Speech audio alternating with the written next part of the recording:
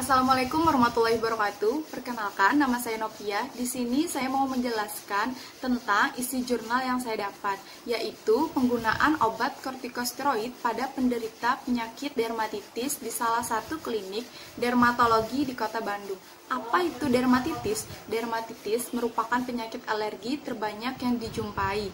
Terapi penyakit dermatitis biasanya menggunakan kortikosteroid, jenis penelitian non-eksperimental. Hasil penelitian ini menunjukkan bahwa obat kortikosteroid oral yang banyak digunakan adalah metilprednisolon 8 mg dan obat kortikosteroid topikal yang paling banyak digunakan adalah krim mometasone furoate 0,1%.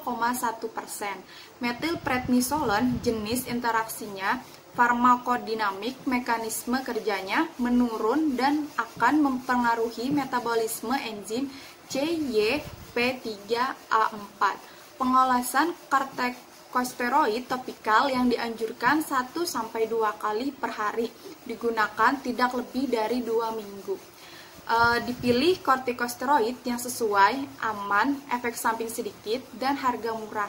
Di samping itu, ada beberapa faktor yang perlu dipertimbangkan, yaitu jenis penyakit kulit, jenis vehikulum, kondisi kulit, yaitu stadium penyakit, luas atau tidaknya lesi, dalam atau dangkalnya lesi, dan lokalisasi lesi. Perlu juga dipertimbangkan untuk umur penderita.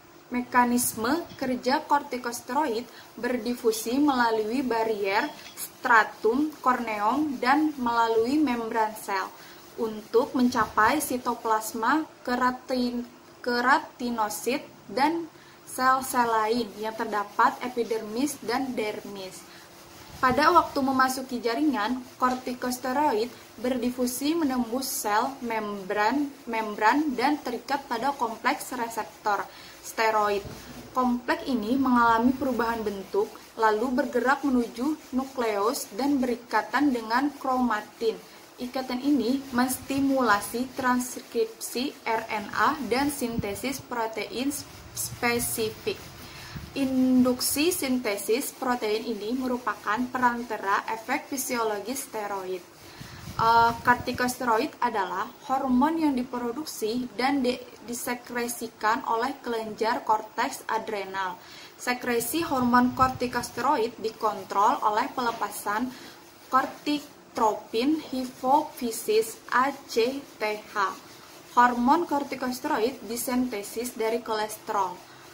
Kortikosteroid seperti kortison dan hidrokortison diproduksi secara alami di kelenjar adrenalin, bagian terluar atau korteks. Sementara itu, kortikosteroid dalam bentuk obat disebut kortikosteroid sintesis dengan cara kerja dan manfaat yang sama dengan kortikosteroid alami.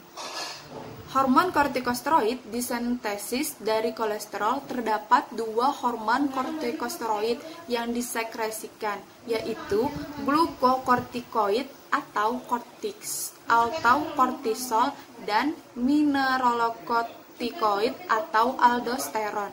Kegunaan glukokortikoid adalah mempengaruhi metabolisme karbohidrat dan protein, sedangkan mineral glukokortikoid adalah mempunyai aktivitas menahan garam, keseimbangan elektrolit dan air.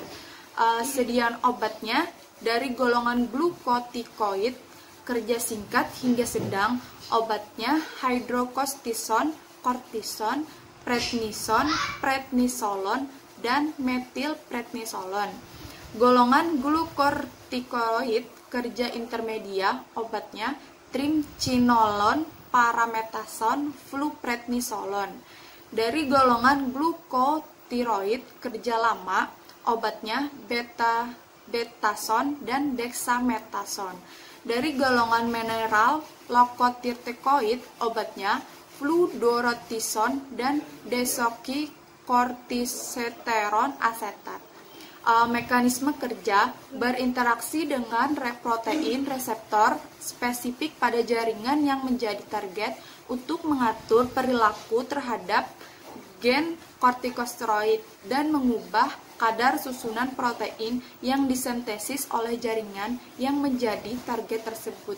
Adanya proses pengubahan yang dilakukan sehingga terjadi penundaan sebelum khasiat dari kortikosteroid muncul dan akan terlihat beberapa jam setelah penggunaan. Cepat lambatnya reaksi kortikosteroid juga dipengaruhi oleh kemampuan menghantarkan khasiat oleh reseptor yang terikat pada membran sel menjadi target. Sekian penjelasan jurnal yang saya temukan.